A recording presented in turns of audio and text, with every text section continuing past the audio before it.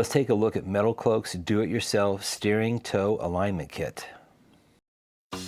I recently used this simple, well-designed tool to do my own alignment on my Jeep JL.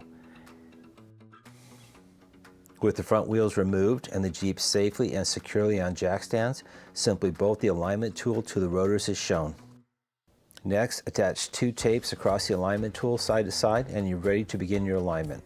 I love how fast and repeatable the results of this are.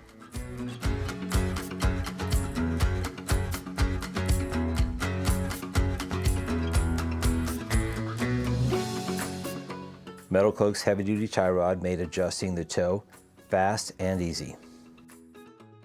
For my Jeep on 37s, I'm going with Metalcloak's recommendation of 1/8 inch toe in. Be sure and properly tighten down the jam nuts, and we're done. This setup results in steering on the highway that is nice and firm, no wandering at all. Time to head out and enjoy a perfectly dialed in Jeep. The Metalcloak do-it-yourself toe alignment kit makes it that easy. Be sure and follow all safety precautions when working under your Jeep.